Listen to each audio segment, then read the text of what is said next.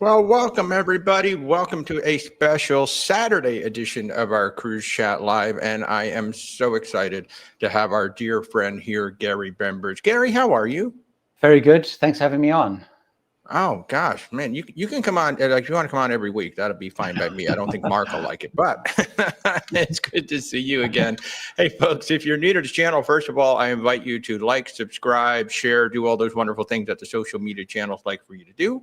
And if we can help you in any way, you can reach out to us at whereswaltertravel.com. And of course, there's links down in the description. Our services are truly 100% free to you. We do not charge you any fees. And we are very proud to be one of two travel agencies here in the United States that Gary Bembridge actually recommends. So thank you so much for that, Gary. Pleasure. It's a pleasure, definitely. My goodness, it's such a nice honor to have that. And my goodness, we've got a bunch of people already in here. We've got a bunch of questions already going on. I'm just going to say hi, everybody. There's a lot of names in here already. But first, before we jump into your question, Gary recently went on what I consider right now one of my favorite cruise lines, which is Explora Journeys. And you were pretty on point with a lot of what you said, but I kind of wanted to let you kind of expound on that. What were your thoughts on Explora Journeys and, maybe some of their hits and misses? Sure. Yeah. I mean, I think, the thing with Explora Journeys is before you go, the problem is there's so much hype about the line. So there's always a kind of a danger because expectations are very, very high. And I think overall, they kind of hit most of those. Although I think it's going to be very interesting because, as they're ramping up, a lot of people are experiencing Explora Journeys sailing maybe 50% full, 60% full. And it's interesting seeing, tracking comments and reviews of Explora Journeys as it's sailing fuller and fuller, where they're kind of missing and not quite hitting the stride. And I think they, for me, it's still not 100% clear that they're clear or it's really clear where they fall. So they certainly see themselves very much as kind of ultra luxury. If you look at where they do their status matching, it's all versus ultra luxury lines. And, but for me, they were more luxury than ultra luxury, which is not a bad place to be. It's just, the size of the ship for a start puts them in that space. And the kind of the level of service, I know they're trying to improve service. It's a new line, lots of new people. Like a lot of their crew are new to cruise. They made a conscious decision to recruit that. And that sort of shows sometimes a little bit. And now, as they sail longer and longer, of course, they'll get more in the stride. So for me, it was more that luxury side. And I think for a couple of reasons. First of all, the service, I think, is good, but it's not ultra luxury kind of service in terms of attention to detail, personalization, that kind of stuff. The size of ship, as I mentioned. I think also they have made a conscious decision, which I think is also interesting, which will alienate some and will be very appealing to some people, is they are very clearly positioning themselves as the whole Ponant family is. Pro-family, very family-focused. I know on the new ships, they're expanding the kids' clubs, great deals for families, great deals for kids and stuff. So that I think is interesting because, it's if you want to go luxury, ultra luxury, with family, it's a real viable alternative where families are much more welcome. If you go on Silversea, Seabourn, Oceania, you just have to follow the groups. The passengers don't necessarily want you there. There's not programs for you. There's not activities, and not that sort of stuff. So I think that's interesting because for me, as I prefer more family-free cruising. So that means I have to be more careful about when you go on kind of Explorer. I think the thing that I thought was very good, although I know it gets a little bit more mixed. I thought the food was very good. MSC obviously as a group has a very mixed reputation when it comes to dining and food. I mean, even in Yacht Club, it's good, but it's not, unbelievably good. It's good, certainly for the money you're paying. It's very good value. I thought they did extremely well with food. I found, I tend to eat kind of earlyish, and so I found service and stuff was pretty good. I know it struggled a little bit later when it got full, people getting seating and that sort of stuff. But I thought the food was good. I was kind of very pleasantly surprised by food, and I liked that. They don't have the main dining room. Obviously, they've got the Fil Rouge, and they've got the Med Yacht Club. I thought they had very nice menus, quite varied menus. I thought the specialty restaurant Sakura is outstanding. I think that was exceptional. With a very good lunch menu as well, which I liked, little bento boxes. So I thought Sakura, they really, really did well. If you look at even, like if you compare it even to, Regent has Pacific Rim and stuff. But I thought they were kind of and beating them there in some spots. Marvel and Co. was good, but fairly. I think Steakhouse is a steakhouse. Yeah, Steakhouse is a Royal steakhouse. Caribbean, Yeah. on Explorer, they all kind of. The thing which I thought, and it'll be interesting to see whether it survives, is it Anthology and Anthology? Yeah. It's incredibly. That's the only extra charge. It's very expensive. It It's is. quite fussy, and it's sort of. But it just. I would be really keen to see if that survives. To me, it feels like it's just pushing the boat too far. I think if they made a more mainstream Italian restaurant, that would be a better Yes. fit.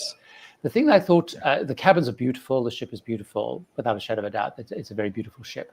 Entertainment leaves a lot to be desired, but I think it's interesting. I think they felt that entertainment wasn't going to be important. Looking at some of the stuff, and so it was pretty low key. I mean, even the theater's not designed for particular shows. It's a very small, narrow, thin stage. Right. So the shows are basically what you would normally see in many other, luxury lines would just be in one of the bars, basically. Right. Pretty much. It's a group of singers and stuff. So the entertainment is pretty weak, and it'd be interesting to see what they do with that. That didn't bother me personally, because I go on small ships not expecting a lot of entertainment. Right. But I know that some people, want more entertainment. So I think that's something that'll be interesting to see where they go to. I think, I also think it's really interesting fare-wise, because they are quite pricey. But as a solo traveler, what I love, of all of them, other than Crystal Iron, actually, they do phenomenal solo deals. So often it can be as low as 15% across all cabin grades. Crystal have phenomenal solo deals as well. They do have some solo cabins, but they're very appealing as a solo traveler, which is, if you want to go luxury, premium, it's a real great alternative. The last thing, so I'm going on probably more, I'm doing more than you probably want me to do. No, you're good. The last This thing is that great. I think is an issue that I think that over time will evolve is, you're pretty limited where you can go with Explora Journeys. Yes, their at focus this is time. obviously the Mediterranean and the Caribbean, which is the two MSC strengths. They've Yeah. got some sailing starting up in the Middle East. But they are pretty limited. I know the vision as they bring on more ships is to go further afield. But if you are, I think at that luxury end, people are often looking for new itineraries, new places to go. So all of them, Oceania, Viking, at that level, Windstar, at the premium level, Silver Sea region, they just don't have those exotic itineraries. Yet. So that, not yet. So that's something that is a miss for that target at the moment. But that will evolve when they have their 6 ships. So it's a line I really liked. Will I go back? Yes. I actually did have a cruise on them, which I've actually cancelled just because the dates and things didn't work in the end. So I will go back. The other thing which they need to improve a lot is some of the back end stuff is pretty bad.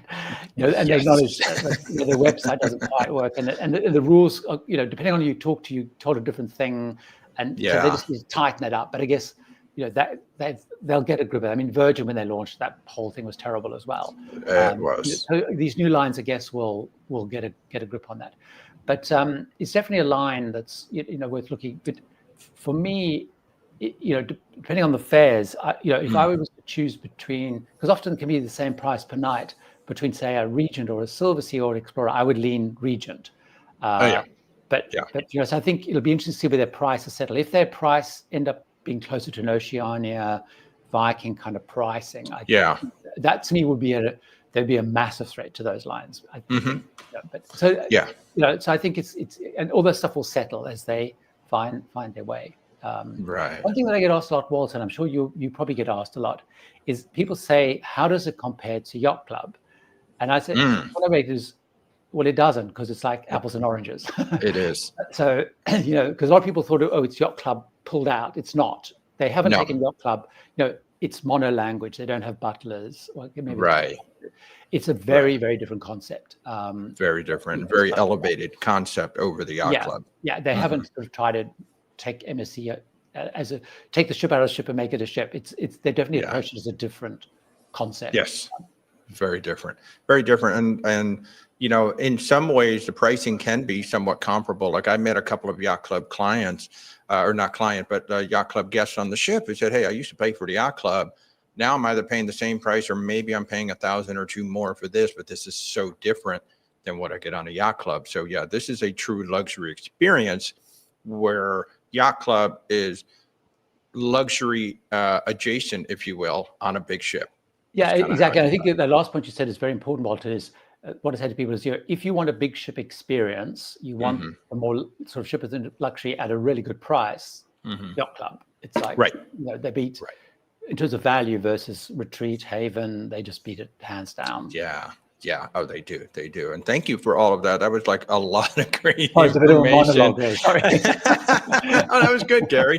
You know, what I find very interesting about Explora, like I literally just put a couple on a 8-night voyage from San Juan to Miami, and it was $5,200 for the two of them in an OT1.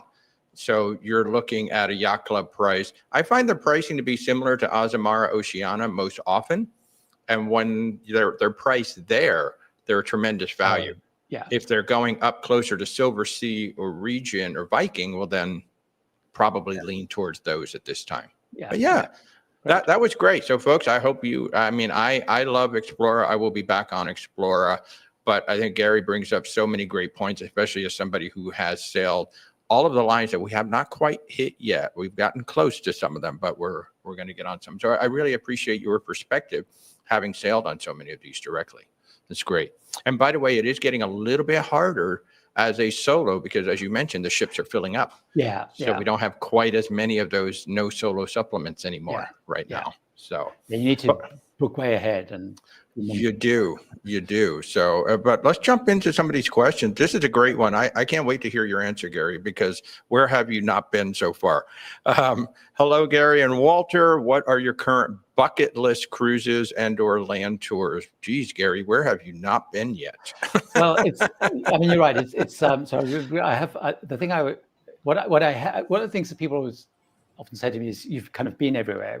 Not quite true, but it's almost true. And have you run a place to go? I actually have a list. I probably can't see it, but I have this list here on my phone, which is all the ships, the destinations, the cruise lines, and trains, because I'm a big train fan that I want to go on. And that list never gets shorter. So in terms of my bucket list, I do want to cruise more of Asia. I love Asia, and you know, I want to cruise much more, and I would like to do more cruising, because the only major country of all the big countries I've never been to is India, and it's actually not high on my list. But but cruising around India has always been more limited. It's starting to open up a bit more. I would like to do some more. In fact, my sister-in-law is going on a cruise quite soon, which I think starts in Dubai or Singapore. I can't remember, but then does quite a bit of India and stuff. And I would like to do that. But so that's high on my list. Also, for me, I would like to do the Great Lakes, and I would like to do the Mississippi as well, although they keep falling down the list because actually when you look at them, they're very expensive for what they are. They are. In reality. And most people in North America try and talk me out, and not the Great Lakes so much, but they try and talk me out of Mississippi. So they're also on my list as well. But a lot of them that are on my, the ones that are high on my list, to Tom's point, is I will try and book. So like doing almost a circumnavigation of South America was high on my list, but I'm doing that next year. I wanted to go to the southern part of Antarctica, the Ross Sea part, which very few people go to, and I'm going to do that in 2027. So those are kind of my top ones at the moment. Yeah. Well, so my top one of them, I'm going to be doing one next in 27, which will be the Christmas Markets River. That's always been one thing I've always wanted to do. But Antarctica is actually very high on my list of where I would like to get to, and I get very jealous every time I watch yours.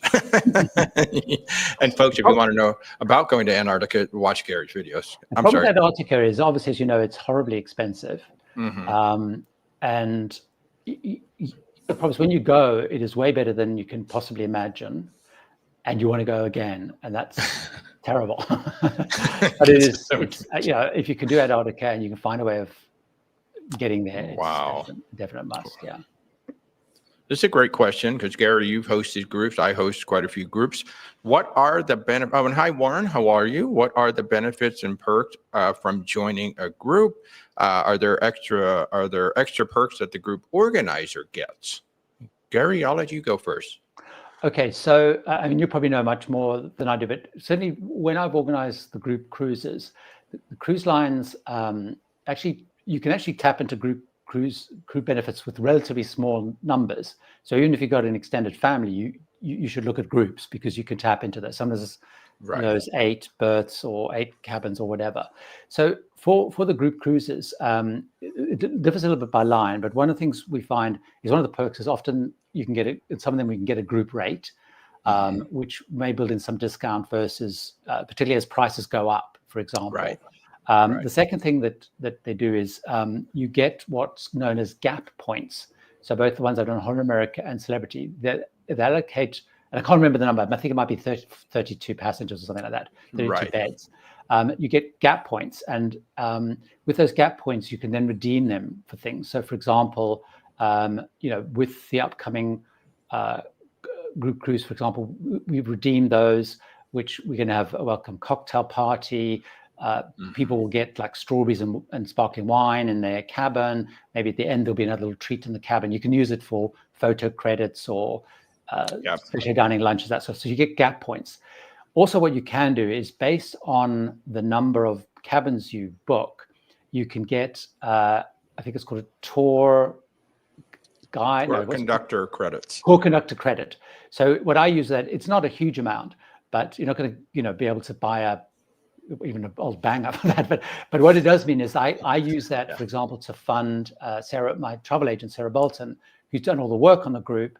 So that helps me cover her cost of her cabin coming, for example. So she can then do a lot of the admin and stuff for me. So it does give you a bit of credit, or you could use it to bring it someone to help you with the cabin. So you don't, so generally speaking, it's not anyway, for me, it's not a money-making opportunity. I mean, I guess if you have a massive group, it maybe is. But what's interesting is, Warren, is I've seen, so for example, on Holland America in the PDF, you often, if you Google actually kind of Holland America group, whatever, you often find the line will come up. But they do some for wedding parties. It's quite small numbers, and they'll throw in those gap points and things. So those are the main perks. The other perk you get is they will also often give you venues. They'll set up venues. So and they'll throw for example, the group with the meetups, we don't have to pay for the audio visual equipment. Right. They waive the cost of that, stuff like that. And when Gary's talking about gap points, those are called group amenity points. And depending on the size of the cruise line, the cruise line, and even the relationship that me as a travel agent has with specific cruise lines, we can sometimes get points added. And those points, like you said, they can be traded in for a cocktail party, for a meet and greet, there's a bunch of things that you can trade them in for depending on the size of your group. Now, the other side of the whole group equation is because I'm part of KHM Travel Group and also a consortium called Travel Leaders Network, there is often just simply what we call group space, headquarter group space, where, say, Travel Leaders Network, when Royal Caribbean releases their new itineraries, they grab space on about 100 ships or 100 different sailings. And depending on the sailing you're choosing, if there is group space sitting there from our consortium, I can simply grab it, and very often it can be less. Like right now, my Celebrity Constellation Italy trip is $2,000 less per stateroom than it is through Celebrity because I locked down the rates a year ago. So there's things like that we can get. So yes, there can be amenities, there can be extra perks. And of course, you're going with a group of people, which is always a lot of fun. Our next big one coming up, we've got Tony. Tony and Jenny B. I believe you've met them a couple times. Fun folks. He's got 235 people right now on the Norwegian Jewel. So that's going to be a crazy cruise in April. It's going to be a lot of fun. So, Alex, any recommendations regarding cruising out of the United Kingdom? I'm leaning more towards a Northern Europe cruise. You want me to answer that one, Walter? You want me to take that one? Well, you're over there. So, I mean, for me, I would be looking at I would go up in Northern Europe, up into, why am I blanking? the fjords. I'm totally blanking. Gary, you take it. Okay, Alex. I mean, there's a couple of options. I don't know where Alex is based, but if he's UK or US based. But I mean, in terms of sailing out of the UK, you've got the main routes that you'll get is obviously they'll do some Northern European cruises, which will go up to one set will kind of go up to the Norwegian fjords. Some of them will go really far north, often build in kind of Northern Lights sightings. Some of them will guarantee Northern Lights sightings. They tend to be sort of beginning and end of the season, obviously when it gets darker earlier. Some of those will then go on to Iceland, where you can actually do out of the UK to Iceland and back. So I've done that before, which is also a great cruise. You'll go to some of the Scottish Islands and stuff. Obviously, you can, for longer cruises, you can go to the Mediterranean, but you've got to get to the Mediterranean. So they tend to be like 2-week long cruises. The other one, which is quite interesting, it used to be more interesting before the whole Russian-Ukraine kind of war broke out, is that kind of Baltics one, where you'd go to Tallinn, you'd go to Finland, maybe a couple of ports in Sweden or whatever. Oslo you might go to as well. And then you would go to St. Petersburg.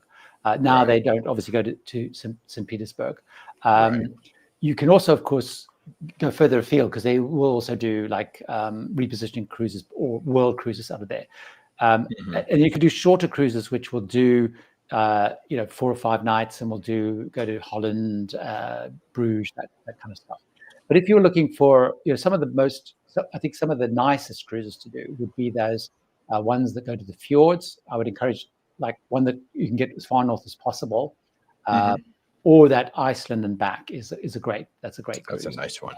Yeah. That's a nice one. And if we're looking at specific like cruise lines, Azamara consistently has some of the best like deep intensive itineraries that will take you into Iceland, take you into Norway, that spend 10 or 14 days just there going around the islands or things like that. We found them to be just consistently having some of the best itineraries. And of course, they take advantage of that very, very small ship, take it into places where a lot of the others won't get to. So I realized, of course, the other obvious one I forgot is you can do the round UK and Ireland trip as well. And I'm guessing the way he was doing that. The other thing to say is in terms of cruise lines based in the UK. So you have the P&O, Cunard, Fred Olsen, Ambassador. They sort of more UK focused lines. But in the season, Celebrity, MSC, Princess will all have ships based in Southampton with lots of sailings. Different permutations as well. If you're looking at an Azamara, Oceania, Viking, they will pass to the UK, so there won't be lots of sailings, but there will be options. So you need to kind of be on the ball for that, And even along with the ones you mentioned, Holland America too actually has some really nice. Yeah, and they in fact from next year I think they're going to have a new Statendam doing quite a lot of sailings out of Dover, whereas they didn't used to have a ship sort of based in the UK very much before. Yeah, so it's interesting to see. There seems to be a lot more movement these days. I mean, I remember when, basically like the Sky Princess would be in Miami every year from this time to that time, but it seems like the cruise lines, and you've probably seen this too, they're starting to move their ships around a lot more than they used to. So we get to see different ships home porting in different locations. Are you seeing that too? Yeah, I mean, it's interesting though. Certainly in the UK, they seem to bring the same ships for a period of time. But Celebrity switched from bringing Silhouette here. They now bring Apex. Apex has been here a couple of years. MSC tend to use Virtuosa a lot. Princess has Sky Princess, and they have another one here. But they sort of the same. But you're right. But definitely, lines are chopping and changing and shifting ships around. Often it looks like, because they're bringing more ships to do short sailings out of Florida, it looks like all the time. But right, there's a lot, like I know Norwegian keeps chopping ships and bringing ships to Florida and moving ships somewhere else. Yeah. Wow. I don't have any off the top of my head because they're in my list in my office. But Gary, would you have any recommendation for Venice? No, Caroline, it's interesting because I haven't stayed in Venice a lot as a pre or post day, but I actually had a similar challenge because I'm doing the Windstar Windsurf out of Venice, and I looked at hotels and because a lot of them are crazy expensive, so I actually decided to go through the Windstar choice, partly because also getting from the airport to Venice hotels can be a little bit fiddly, transfers can be expensive. Then also depending who you're sailing with. Now, Azamara, I guess, are probably going out of I can never pronounce it. What's it called? Margarita, but it's not margarita. Fucina or something. Yeah. So it also, a lot of them hinges around where they're going, because there's 3 or 4 different places they can be going now. Yeah. So I sometimes link with the cruise line. So I don't have a specific Not a bad idea. I would actually look at what Azamara are offering, would be my tip. That's not a bad. I think I'm pretty sure. And prepare to budget a lot. Yeah. Because even the transfers between are expensive. Yeah. All but certain Azamara Fucina, which is that harbor, is like right across from Venice. The advantage with those ships is they can go sort of kind of close in. Yeah. Yeah, that's really nice. Like we're doing the Celebrity Constellation, which we're going to be out at Ravenna, which is 3.5 hours away. Exactly. So, by the way, welcome to all the new people who follow Gary. Thank you so much for tuning in. If you're new to the channel, certainly invite you to subscribe and like and share and do all those wonderful things. And if you're new to me, I'm Walter at Where's Walter Travel. We're a travel agency based here in Orlando, Florida. Our services are 100% free, so we book cruises, land, luxury, expedition. And we're very fortunate to be recommended by Mr. Gary Bembridge. So thank you so much for that. This is a good question. I'll have to look this up. How does an American book a cruise on a British cruise line like Ambassador Fred Olsen, et cetera? I believe I can book Fred Olsen, but like P&O, I know I can't. I would have to set you up with a British agent. Have you ever talked to Sarah about this, Gary? A little bit. We probably need to clarify with Sarah, but there are, there are some lines which, like Saga, that don't take any non-UK bookings at all. You have to have a UK residence. But I know, for example, I do know people that have booked on P&O, but I think you're right. I think they booked via like a Sarah kind of equivalent, because there had to be some link. I mean, I guess, I guess would be approach a Walter or whatever and find, and you'll be able to find out how you book. But there are different rules. Some of them have slightly different rules, because some of them do. And one of the because it's kind of complicated, because what lines often do is they have very specific booking terms and conditions by country, and they also don't let agents sell cross country. So literally line by line by line, it's going to be different. So and also they have an example of a rule difference. Just an example: when I book on a Cunard ship, like we're going on a crossing next year, as a UK resident, we have to have compulsory travel insurance of a certain amount. I think it's £2 million, blah blah blah. But if you're booking the same cruise through Walter, it's recommended, not required. Correct. But I also know if I booked a Queen's Grill cabin as a US resident, they often throw in the drinks package as part of the fare. In the UK, it's always an extra. So those kind of things, there's always kind of differences. But I guess the right answer is approach like a Walter and you'll find out what I'm asking, I guess, is the answer. Yeah, we have these rules called cross-border rules. And so I can sell to residents of North America and the Caribbean for pretty much all of the cruise lines that are available for sale to a U.S. travel agent. Now, some cruise lines, like P&O, I simply don't have access to that cruise line at all. I do have a UK agent that I'm familiar with. And of course, Sarah could potentially be a backup. But sometimes we would just simply have to refer you over to a European agent who could book you. Now, typically they can't book Americans onto anything, but just because of these little carved out rules, there are certain cruise lines that they may be able to book you on. But that's just a question. And I think particularly these sort of smaller, like Ambassador, very small line, Fred Olsen, very specific, they may have ways of kind of getting around it a little bit more. Yeah. So it just depends on the cruise line, but you can always reach out. We can schedule an appointment and I can take a look. I have found that sometimes like the cruise line doesn't show up for me, but there's actually another way that like there's another travel partner where, if you want to book that cruise line, you have to go through this travel partner because they have the arrangement. Yeah, you're right. They have some very specific selling agents. Yeah, but it does get a little complicated. Virgin Voyages technically will allow me to not only sell to anybody in the world, I can even sell in 6 different currencies. It's actually kind of neat.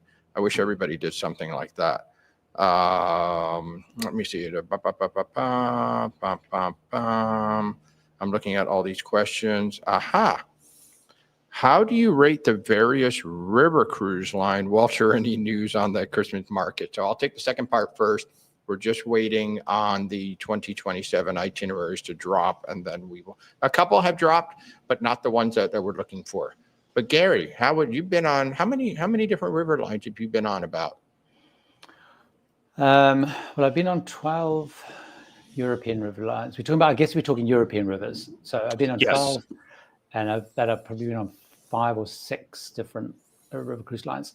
So Deb, I will give it a headline, but I actually have two videos which I'll do a punt for, which will go into more detail. But if you go to the channel Tips for Travelers on YouTube, you'll see a little search. If you just put in river, the 2 videos will come up, which are river cruise lines that people are raving about, river cruise lines which you need to be more cautious about, which is based on an analysis of the ratings of the last 6 months and looked at which were doing well, which weren't doing well. But I can answer your question a bit. So the way river cruise lines are sort of similar to ocean in that there's probably 3, there's 4 kind of categories in ocean, but there's sort of 3, if you think of 3 broad categories. So you've got your sort of luxury lines, which are sort of your 5-star lines, although some of them call themselves 6-star lines. But you've got things like Uniworld, Riverside, Scenic in there. Then you've got your sort of premium lines, which are Avalon, Viking, Amber Waterways, you could argue is sort of maybe more up there, Emerald, Tauk is probably in this category. Then you've got your more value lines, which are Crossy Europe, TUI, probably Gate 1 is probably a bit above. There's a few others, Riviera, smaller, Riviera, and so on. So that's roughly how you do it. If you think about that, and that's how I always look at it. Currently, the best rated cruise line by travelers is actually Avalon, which is why my river cruise I did recently was Avalon. It actually gets slightly higher scores than the others. Based on past passengers. And again, it's cruise critics, you have to be a bit cautious overall. But it's interesting because and having been back on them, they have sort of shifted or tried to shift to become a little bit more youthful in their approach. So they have much more flexibility. They have some more casual dining options. They have slightly more active excursions. They have an onboard fitness person. So the dining, the food is a little bit more Avalon fresh, more vegetarian stuff. So I think that's why they're resonating a little bit more, perhaps with people who are rating them more. But but that middle category, I think, is always a good one to look at because unless you've got Deb, you might have lots of money, but Uniworld is fantastic. Riverside, I would love to try. It's magnificent. It's the only one with butlers. Oh my gosh, yes. Scenic is great, but river cruising already is really expensive per day. It is. So I like that sort of middle category. I've been on Cross Europe. If you do need a value, and you're comfortable pretending with lots of French people, Cross Europe is a great line as well. Really good value. Yeah. Deb, have a look at that video and then shout if it. Yeah. Oh, definitely. Have a look at it. And obviously anybody watching here should already be subscribed to Tips for Travelers. But if you're not, make sure you are, because Gary has easily the best resource on cruising on the planet right now. There's so much there. We go back and we watch your stuff and go, oh yeah, right. Take notes. Riviera is starting to make a lot of noise in the U.S. They really haven't been that known here, but now they're making a concentrated effort or concerted effort to become more known. And they are definitely cost effective, number one. Number two, they are probably the most solo friendly of pretty much anybody out there, where they even run completely solo departures. Like the whole ship is solo, which is interesting. Yeah, the solo is interesting. That's a good point, because Avalon have good solo deals, and Tauk do some, but it's quite hard to get and it's very far ahead. And there was a third one that I've forgotten. But I got a very good deal. Like on the Avalon deal was fantastic. I was paying basically half of what, I was paying the same as one person in a cabin was paying next to me, if you know what I mean. Nice. Really, but on selected sailings, yeah. Right. It's always selected sailings. Yeah, Avalon and Ama are pretty much the two that we're looking at right now for Christmas. Riverside If any of you remember the old Crystal River Cruise Line, Riverside bought those ships, so they brought the ship back. Ships, God, they are gorgeous. Yeah, They are so beautiful. absolutely. But yeah, that was great. Here, this is an interesting one. Does the digital infrastructure scale with the demographic? This is interesting. Are ultra luxury cruisers looking for a good web experience, or do they want the paper? What do you think, Gary? I know what I think. I mean, all the cruise lines are pushing to go digital for obviously for cost reasons, but and environment reasons and all sorts of reasons. So I'm not sure on ultra luxury. You know, they'll always give you the printed one, Right. I guess, but they do all. Most of them have kind of it on the app as well. But I've found the same on Princess. They gave us the printed one and gave us option on the app. And a couple of cruise lines, even Carnival at one point, pulled away from giving the printed one, and there was too much pressure. So I don't know that it's necessarily to do with the scale of the line as such. I mean, it's interesting on Avalon, it was on the app, full stop. Like there was no printed version at all. Yeah. It was on the app or on the television, and that was it. So I don't know that ultra luxury cruises are actually looking for it. I think I'll tell you my perspective is that a lot of the cruise lines have this perspective of old people don't know technology, which may be true, but I'm 66, nearly like 67 next year. And for me, I do everything on my phone. Right. When I go on an ultra cruise, people are FaceTiming their grandkids, they're checking their emails. So I think they are as demanding as anybody else. I think so. Older age. If I look at my mother-in-law, she's 80, she's hopeless with digital, but she still has a phone. She still FaceTimes people. Sure. Would she prefer paper? Yes, but if she went on, she wondered whether she went on Holland America or Regent. I don't know. What do you think, Walter? I think it's the biggest complaint I hear when there's no app, such as when we're on Azamara or Oceania. They literally don't have an app. And it's the biggest complaint from everybody down the line. So I don't think you can say it's an age thing anymore. It's a demographic thing. There's certainly that ease and convenience of having it. And I believe once you don't have it, it becomes, wait, I spent all this money on this cruise. I can go on Carnival and have a fabulous app, but I can't come on Azamara and Oceania and get an app. So I don't really think the demographic matters. I don't think the age matters anymore. I think everybody, I would say at least 85% of cruisers on any ship would be looking for that app. Especially, and maybe even more, I guess the person's point is, I'm not actually, because you want to look at the menus, you want to be able to change your excursions, you want to do that without having to walk down to reception or whatever, I guess. Yeah. Well, I'll tell you what, a lot of people like to pick on Carnival, right? So Carnival is like the punching bag for a lot of people. But did you know that on their app, you can do anytime dining, and you can simply tell the dining room, I'm ready for dinner, and the app will notify you when your table is ready. Right. They will give you 10 minutes to get down to the dining room. I'm like, that is like the best of any of the apps out there right now. So you can just go ahead and enjoy a drink. You can keep watching a show, and your phone will vibrate when your table is ready. How cool is that? Exactly. Right. And why can't we have that on the bigger cruise lines? So there's a great question about Virgin. They are without a doubt one of my favorite cruise lines. They had the worst app. They still don't have the best app in the world. They're technologically challenged at time, but I still love the product. Gary, you mentioned how much Virgin has changed since its inception. Do you feel it's suitable for older solo travelers? I know how I feel about that, but Gary, I'll let you go first. Yes. Yes. Yes. I mean, I think what's interesting, Virgin, I didn't, to Kathy's point, it's good to see Kathy here. So Virgin hasn't necessarily changed a lot. I think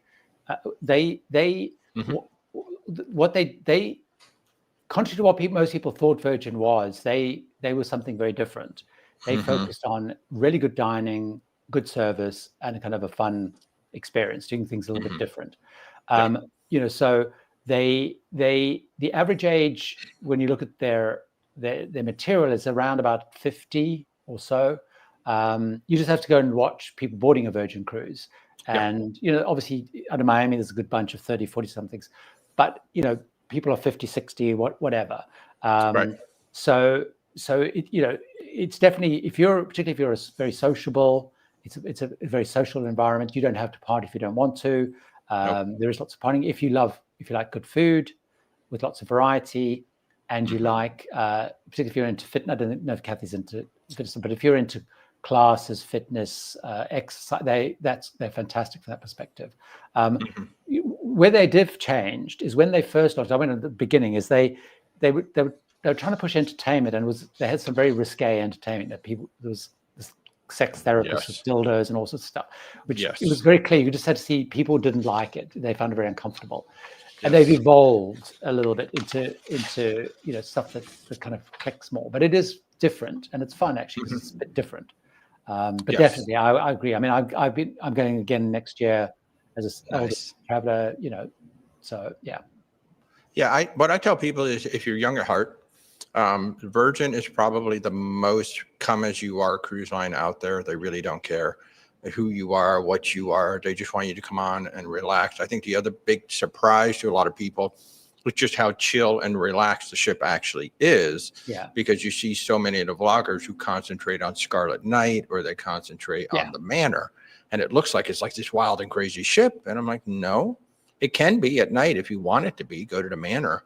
And Scarlet Night is probably the craziest party at sea, but it's only one night. Yeah. And even on that night, you don't have to partake in it if you don't want to. So especially for solo travelers, I think it's a fabulous ship because it's very easy to socialize.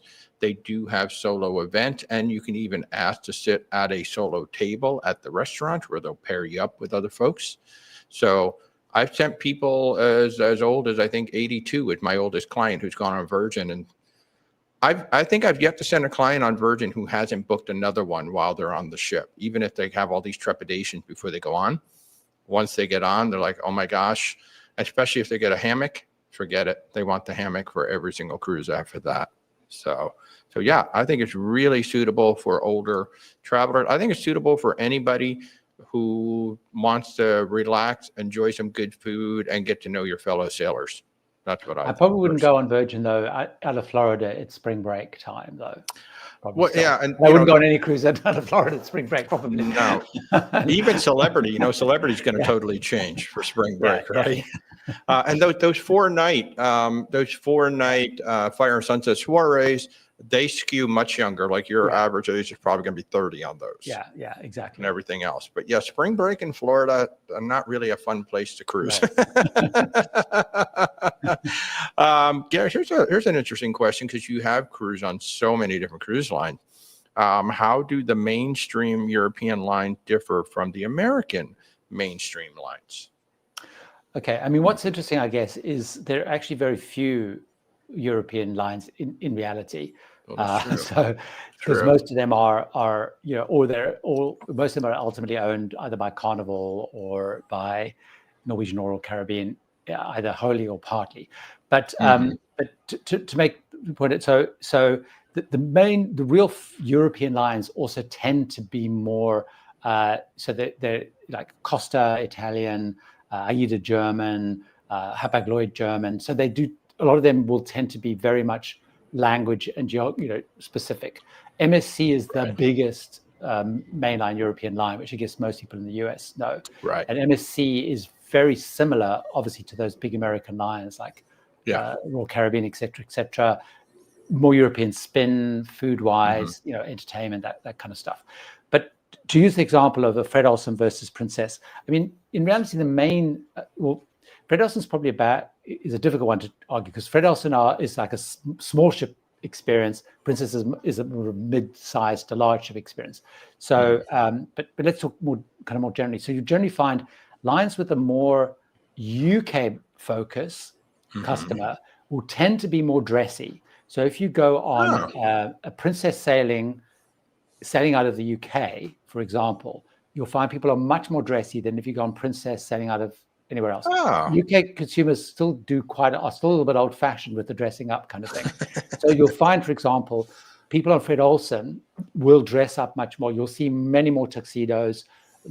People will dress up, whereas on Princess on gala nights, anything goes. I've been on Princess recently, and people wore shorts on gala nights in the dining room. It was fine. someone else came in with a tuxedo, but it was sort of, but it was, but Fred Olsen people will very much dress up. So like Cunard, which obviously is part of Carnival, but is very UK focused. Right. They still have their, although they call it gala night now, you don't actually have to wear a tuxedo or a suit anymore, but you'll find most people will do. So you'll find, generally speaking, UK focused lines will dress up more. Now, if you talk MSC, Ponant, AIDA, etc., you'll find a little bit more relaxed dress code, although Europeans will get dressed up more so than American. More American. So even if you go on an MSC sailing on gala night, you'll find quite a lot of people quite smartly dressed, even though it's kind of a mainstream value line. Europeans tend to dress up a little bit more. The other key thing, which it's funny because someone left a comment recently, is they wanted to go on a cruise line that had trivia that didn't ask very US focused stuff. Obviously, you'll find the trivia and the guest entertainers will tend to be more, so Fred Olsen all the questions, the daily program will be spelt in English, UK spelling. The comedians will tell jokes about UK people. The guest speakers will be kind of UK. So there's that sort of vibe. The cuisine will, on the surface, appear to be very different. However, Princess, when they sell out of UK, adjust their menus to cater more for UK palates. The same as when they're selling out of the US, they'll twist a little bit. So it's the differences aren't as great as people think. The big difference will be, obviously you'll have way more Europeans on those lines. Right. But if you go on Princess, like I went on Sun Princess recently, 80% of it was US, selling out of Europe, because those US lines still will predominantly be US people. However, selling out of the UK will be more UK. It's kind of that way. I don't know if I answered that well enough. So the differences are not as great as people think they are in reality. Okay. Good to know. So as somebody who was finally going on Cunard for my first time, which we kind of talked about them a little bit, what are like the top 2 tips you can give me or anybody going on Cunard for the first time? I think probably the first one is a little bit Cunard has a reputation of being extremely dressy and extremely strict on the dress code. Mm-hmm. That is not as true as it used to be. They have relaxed the dress codes quite significantly.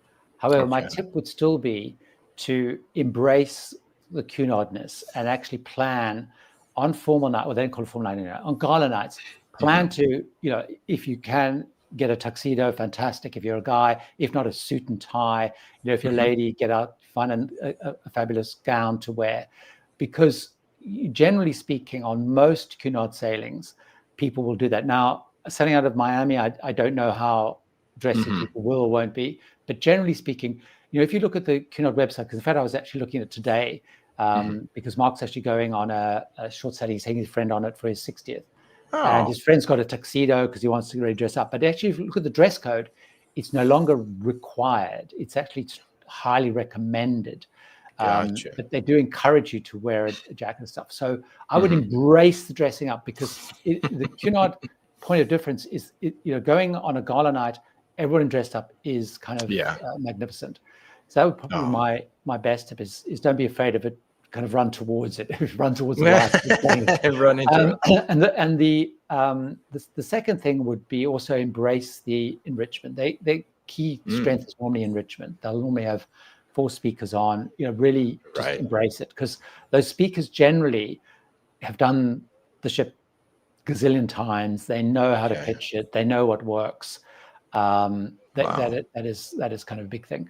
Can I get a third one is to throw in is, afternoon tea you've got to do. It's a Cunard thing. Early on it gets manic, so if you can actually do it on port days, it's a good idea. Less manic. People start queuing. I can't remember, it starts at 3. That people start queuing at almost 2.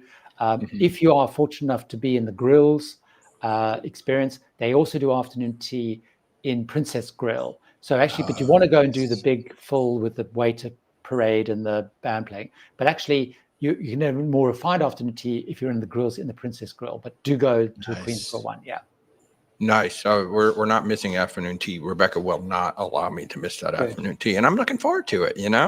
So thank you for that. I think we kind of talked about but I do want to give a shout out. SL tunes in almost every week. He's in Scotland and he tunes into my show every week. So I just want to say hello. Excellent. We did talk a lot about the river cruiser, but Gary, do you have one that you like the most, your favorite one? If budget was no issue, I would probably say Uniworld. I suspect if I went to Riverside, it might be Riverside. I mean, but for me, they are so expensive that it's sort of like, but that would probably be the one if, budget wasn't a thing. Yeah. Yeah. We booked quite a few people on Uniworld. I do like Amber Waterways a lot, which is a little bit more affordable. So probably if I'm factoring in budget stuff, probably I would lean towards Amber. Very good. I have not sailed Ponant yet. Have you sailed Ponant yet? Yes. Yeah. You have. Perfect. So Kelly just booked a Greek cruise on Ponant. What should they expect in the number of French passengers? Will it be similar to your cruise in Antarctica? Kelly, it's very hard to predict. That's one of the things so it's very hard to predict. I would guess probably you should expect a high percentage of French, because obviously they being Greek, being in Europe, I wouldn't surprise me if you've got 80-90% French, but it's hard to know because they are trying to grow more internationally. They're marketing more internationally, advertising more internationally, and so on. But I would think sailing in Europe, high probability, very high number of French, I would say. Yes. And you just can't avoid them. Sorry. Darla, the answer is because they can. Why does Viking require full payment so far in advance? I did ask my representative about that last year, and she said because they can. That was literally her answer. So, Gary, I don't know how it is over there. Yeah, can I comment on it? Because it's very interesting. This comes back to the thing we were talking about earlier, Walter, which is in the UK, you don't. So in the UK, for example, their terms and conditions are, in the US, I know you can pay a year or more in advance. Yes. And I know you can get your money back if you cancel within 120 days. Right. Blah, blah, blah. Right. In the UK, it's basically like every other line. You pay, I can't remember the deposit, maybe it's highest deposit, maybe 20%, I can't remember the number, which again, unfortunately is non-refundable in the UK. But I paid my Viking cruises 90 days before, like any other cruise. Yep. Yeah. In the US, it starts out at about 18 months. Yeah. And then once you sailed, you can petition for it to be 6 months. 6 months, yeah. And then if you continue to sail, I think at some point it finally does come down to 90 days. But I literally did ask her why, and that was her answer. I mean, you just have to look, because now we know more about Viking because of their public, because they're public, obviously, and we see the data. I mean, last 3 months ago, Torsten and Hagen, is that his name? The chairman was saying, I mean, they'd sold something like 90% of 2025 itineraries. So you're right. It's like, do you want to come on us? The marketing works. The marketing maybe as works. their fleet grows and they try and expand it, it'll ease. Right. I mean, everybody who comes to us for a river cruise almost always says Viking, because Viking is the name everybody knows, and Viking is the name that's out there. I'm curious your take. What is your take on Celebrity? What's my take on Celebrity? Rivers. Celebrity Rivers. Oh, Celebrity Rivers. I'm really fascinated. I know they've been fairly coy. They haven't really said what they're doing. They said their last thing, the presentation they did at Travel Agent, they said we're going to do it very differently. Yeah. I mean, I'm fascinated to see if they can, because for a start, the ships can only be this long, this high, and this wide because of the locks and the things. So they're constrained by real estate for a start. Right. Also, they all the lines that have been sailing in Europe, to make the numbers work, need to have X amount of, you've only got this much real estate. You've got to get at least 100, between 150, 200 passengers on to make the numbers work. So it leaves you with a lounge, a top floor, and a dining room. So I'm not really sure. And your cabins, you're not going to want to have too many combinations of cabins, because unless they become too expensive. So for me, what I think will be most interesting is, can they find a way of doing, shaking up the dining a little bit to make it more flexible? And can they find a way of doing the on-shore experience different? Because basically, whichever cruise line you go on, they call it the same places, which everybody's going to have to do. They do the same excursions, because there's only the same cathedrals and whatever nearby. So I think I don't know what they're going to do differently. Uniworld tried to do something very different with You by Uniworld, and that just disappeared. And so it almost sounds like from what they're hinting, they're going to try and do the retreat. So they want, because if you look at the flora in the Galapagos, I guess that's about as close as we can get right now. It starts with essentially a sky suite that you would get on a big ship. And it sounded to me like they're going to try to do that, number one. And number two, they're going to try and bring the ocean model, where it's one price to get on the ship, then you pay for your Wi-Fi, your drinks, your like everything else. And I was like, I don't know how that's going to fly on the rivers, because people are so used to, if not all inclusive, mostly inclusive with the different rivers. So yeah, it's going to be very intriguing to see how well. Because that's not really that revolutionary, is it? It's not shaking up river cruising that much. No. So we were supposed to get a big introduction to it 3 weeks ago, and they called it off. So we still don't know much. It's going to be interesting. See what happened. It's going to be very interesting. Yeah. So somebody did throw out the question. I'm going to try to find it right now. But what is it was Aaron. So this would be a good one to kind of maybe try to wrap up a little bit on. I had some other questions for you, but geez, we've run through an hour already, Gary. Do you have a favorite ship right now? Aaron, it's always the next one I'm about to go on. Yes. So that's literally it's that. So I don't, because it asks us a lot, like, what's my favorite cruise line? What's my favorite ship, etc. So I don't actually have a favorite ship. A lot of it hinges around, if I was to step back and say, what is important to me?